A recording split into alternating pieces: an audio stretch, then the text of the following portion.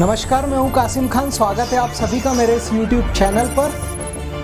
दोस्तों, मैं आज बात करने जा रहा हूं कि किस तरीके से कंफर्टेबल जोन से हम बाहर निकल के जीवन में अपनी सफलता के उस राह पर आगे बढ़ सकते हैं। हमारी लाइफ को नेक्स्ट लेवल पे किस तरीके से हम इम्प्रूव कर सकते हैं, उस जगह पे हम पहुंच सकते हैं, अपने अचीवमेंट को उस जगह पर लेकर जा सकते हैं। Whatever you want to achieve in your life, you have to go through the pain.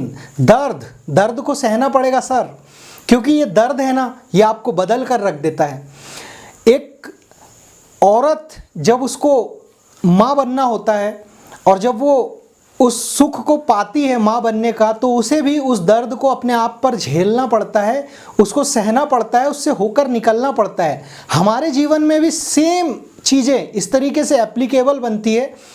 अगर भगवान राम 14 वर्ष का वनवास नहीं काटते तो शायद वो आज पुरुषोत्तम भगवान श्री राम के नाम से नहीं जाने जाते। भगवान बुद्ध ने भी अपने घर को त्यागा था। इस तरीके से हमारे लिए भी सैक्रिफाइस बहुत ज़रूरी है। मैं बताता हूँ कि एक राजा ने 2 बाजों को पाला था, उसमें से एक बाज उड़ता था, एक बाज नहीं उड़ता था। राजा ने अपने दरबार में ये घोषणा की कि भाई जो मेरे इस दूसरे बाज को उड़ा देगा तो मैं उसको मुँह मांगा इनाम दूंगा।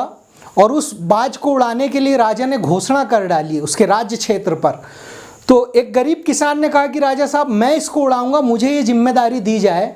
तो जब उसे वो जिम्मेदारी दी गई तो राजा ने कहा ठीक है, चलिए अगर आप उड़ा देते हैं तो मैं आपको इनाम दूंगा।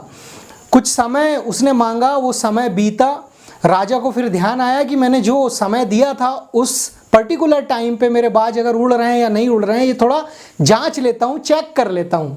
तो राजा अपने पूरे मंत्रियों के साथ उस गरीब किसान के पास पहुँचे। तो उसने कहा कि क्या आपने मेरे बाजों को उड़ाना सिखा दिया है? दोनों बाज एक जैसे उड़ रहे हैं, आसमान की ऊंचाइयों को छू रहे हैं। तो उसने कहा जी हुजूर। तो बोला उड़ा के दिखाया जाए उस बाज को। तो उसने इशारा किया और दोनों बाजों ने उड़ना शुरू किया। उन दोनों बाजों ने आसमान छूना शुरू कर दिया और राजा इस चीज़ से बहुत खुश हुआ। उसने कहा कि आपका इनाम भी लो, आपको सम्मान भी दिया जाएगा, लेकिन आप बस एक बात ये भर बता दो कि अच्छे विद्वान इसे नहीं उड़ा पाए। मैं काफ़ी दिनों से प्रयास कर रहा था कि इन दोनों बाजों को आसमान की ऊंचाई तक कौन उड़ा पाएगा, तो आपने ये कैसे किया? उस व्यक्ति ने कहा कि राजा साहब, ये दोनों बाजों को मैं उड़ते हुए देखता था, तो अक्सर एक बाज जो है ना, इस पेड़ की एक डाल पर आकर बैठ जाता था, उसकी शाखा में बैठ जाता था। तो मैंने जब उसको 2-4 बार इस तरीके से करते देखा तो एक दिन मैं उस पेड़ पर चढ़ा और मैंने उस डाल को ही काट डाला, उसे निकाल दिया। अब जब ये बाज उस बाज के साथ उड़ता था और थकता था तो वो उस डाल को ढूंढता था और वो डाल उसे नहीं मिलती थी। तो फाइनली उस बाज के साथ एक ऑप्शन बचा कि अब उसे उड़ना ही है और उस बाज के साथ उड़ना है। तो ये हमारे जीवन में भी सेम एप्लीकेबल होता है। सिकंदर द ग्रेट जब भी किसी बड़े पुल से निकलती थी उसकी सेना, जब वो युद्ध के लिए निकलते थे, आगे बढ़ते जाते थे, उसका नाम इतिहास के पन्नों में दर्ज है कि वो हमेशा आगे ही बढ़ता गया, लौट के कभी वापस नहीं आता था। तो वो जिन भी पुलों से उसकी सेना निकलती थी वो उस पुल को उड़ा देता था, नष्ट कर देता था। मतलब वापस आने का कोई ऑप्शन बिल्कुल नहीं। यह हमारे साथ भी सेम एप्लीकेबल होता है।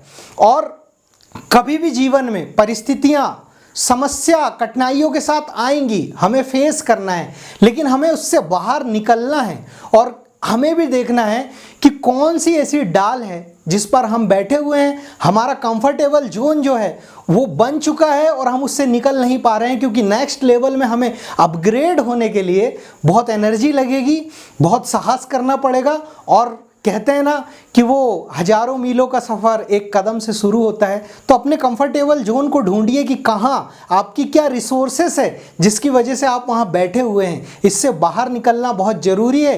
एंड मैं फाइनली आई से कि you will be the king of your kingdom someday. तो होगा यही एक दिन। और अभी आप लोगों के लिए कि कुछ परिंदों की अभी पहचान बाकी है, अभी तो बाज की असली उड़ान बाकी है। हमने तो बस एक जर्रा सा ही जीता है, अभी तो सारा का सारा आसमान बाकी है। मेरा वीडियो देखने के लिए शायद आभार। जय हिंद, जय भारत।